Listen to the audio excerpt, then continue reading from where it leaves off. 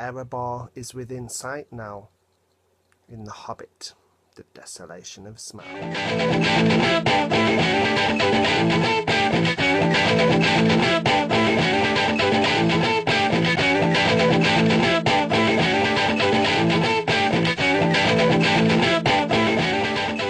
Hi guys, it's me, Ben Almaden, and welcome to Entertainment Zone. I'm here for my review of The Hobbit, the Desolation of Smaug. What a film this was, guys. I've just got back from the cinema now, opening day, and I'm really just thrilled, For me, I personally really enjoyed, An Unexpected Journey, the first part of the Hobbit trilogy, but for me, A Desolation of Smaug just surpassed it.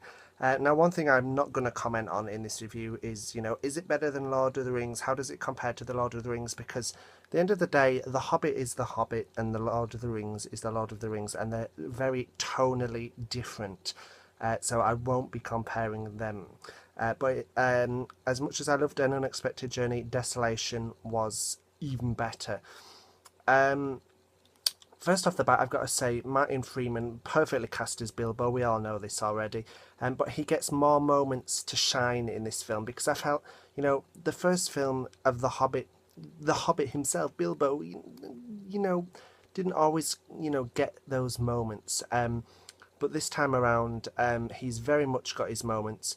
And you can really see the growth in his character, and Freeman just performs him perfectly, both with depth and great comedy too. Richard Armitage as Thorin Oakenshield, brilliant.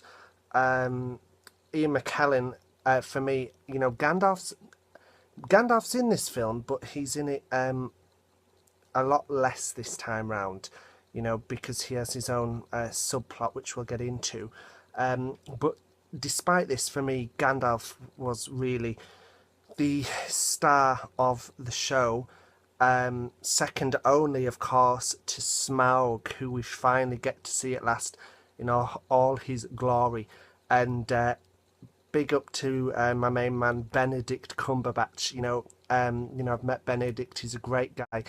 And not only that, he's a phenomenal actor. And for me, he was just top-notch, both as the voice of Smaug, which he also motion captured, and also as the voice of the Necromancer. Visually, nobody can fault Peter Jackson at all. He's a great director, especially in fantasy. His work in all his Middle-earth movies just incredible. And in terms of visuals, the only minor thing that you might have a bit of a niggle at is the CGI used for Azog and Borg. For me, the real life Orcs are better, but I guess to get across the how ginormous these characters are and fearsome, I can kind of understand why Jackson went this route, but they don't take you out of the film. The CGI is not distracting in the slightest. And I've got to say, this time round, the 3D impressed me a lot more. There's a couple of, come out at you 3D effects, but just in terms of depth and everything, I felt the 3D was a lot more spot on. So perhaps An Unexpected Journey was a bit of a test with the 3D, and this one was in full force. I should say, though, I haven't seen it in higher frame rate 3D. Really no desire for that at all, to be honest. But those of you who have seen the film in HFR 3D, do let me know what you thought of it. In terms of deviation from the book, yeah, there are a lot, a lot of deviations. But to me, they work, it's not to badmouth Tolkien or the Hobbit novel, but if you can add things in that help to explain things or make things better, or to make the movie more entertaining, then go for it, Peter Jackson. Go for it. Talking to Peter Jackson, also look out for a cameo from him right at the start of the movie. It's if you know what Peter Jackson looks like, you're not going to miss it. But yes, the biggest deviation, probably has to be the inclusion of Legolas. But again, looking, on Elven history and the Middle Earth's history, it makes sense for Legolas to be here. And Orlando Bloom, for me, Orlando Bloom's strongest role has always been Legolas. And he was back in the role in an instant. And of course, one character and deviation that's really got some fans up in arms is Tariel, played by Evangeline Lilly, who I've also had the pleasure of meeting, another lovely, down-to-earth actor. But, Tariel was created for the film, but she really works as a character. She's really cool. Evangeline gives a really heartfelt performance, but she's tough, she's sassy, but she's beautiful too, and she's at the same time gentle. I really liked the character, and there were bits of it, there's a very, very, and it's not as big as everyone's making out, very brief kind of love triangle there between her, Legolas, and Keely, which, yes, did remind me a little bit of the Jack Kate Sawyer love triangle from Lost. But this it's not a big plot thread throughout, so please don't take too much notice of that. Yes, Toriel wasn't a Tolkien character, but in this Middle-earth film series, she works. She works. So, I'm all for it. As I said, Smaug was incredible. The film, without spoiling yet, we'll go into spoilers shortly, the film ends on a cliffhanger.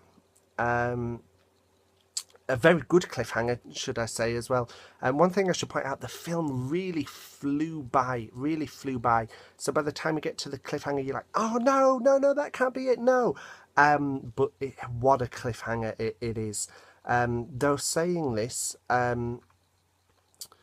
knowing where this point is in the book, it does make you think, wow, how are we going to get one more film out of what is left? But I'm very interested in that. Now, Bilbo and the Hobbits, they go on some great action moments in their journey.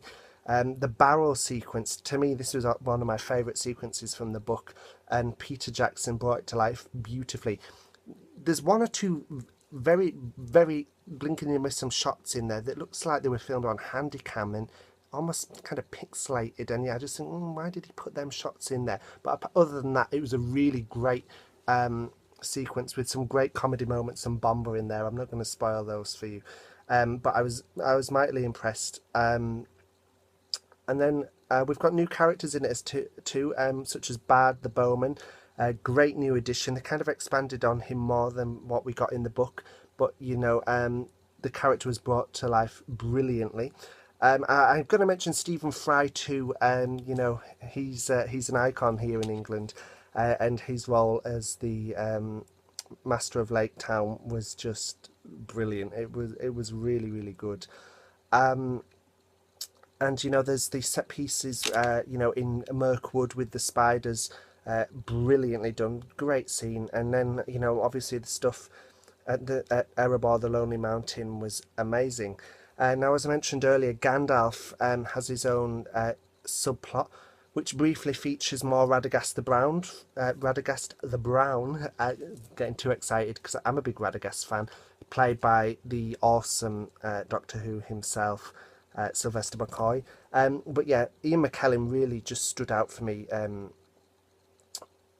in this movie, and Gandalf's subplot involves him going to Dol Guldur to find out the truth about what's going on, with the tomb of the Nazgul King, with the necromancer Sauron, and it's really just it's very, very creepy. But seeing some of the battles and the stuff that goes on with Gandalf, it's just brilliant. And hats off to Ian McKellen. He just does a really brilliant job. So to be honest, I rated this a 10 out of 10 on IMDb, because for me it was a perfectly brilliant, enjoyable movie.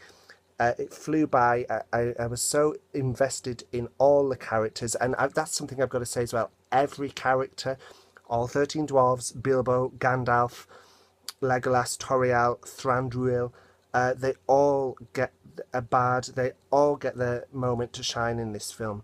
And as I say, I think the only people who will really detract from this film is people who have a fault with how much Jackson deviates from the source material. Okay, so enjoy The Hobbit if you've not seen it. But if you have, we're going to talk spoilers now. So if you haven't seen it, stop watching now. Okay, in terms of spoilers, let's talk about one deviation that may also annoy fans, is that all the dwarves going into into Erebor with Bilbo and fighting Smaug inside. I can kind of understand people might get a bit miffed at that, and maybe say, oh, why not just do the Battle of Lake Town at the end of this film? Which, yes, I can understand that point, but at the same time, I think the Battle of Lake Town will be a massive, massive, battle on screen, and then there's all the part of there and back again. Literally, the Bilbo has to get back to the Shire. So I think had they have done Lake Town, in this, the Battle of Lake Town, it would have maybe been a bit rushed. So I can kind of understand why Jackson's gone for the 3-film route. And to be honest, the cliffhanger was just so exciting, seeing Smaug fly away to Lake Town, and Bilbo being like, "Oh my God, what have not oh my God, but what have we done?" It's exciting stuff, So to me, that wasn't really an issue. Let's also talk about shout-outs to Lord of the Rings. There are a lot of shout-outs there that fans will really love, I think. There's Gimli's portrait, in his father's locket.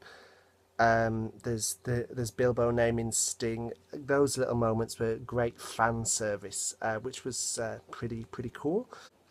I think that's pretty much what I want to talk about in spoilers. Where do we go forward from here? Well, obviously we know what's still to come, but how is it going to fill 3 movies? I don't know, but I have faith in Jackson.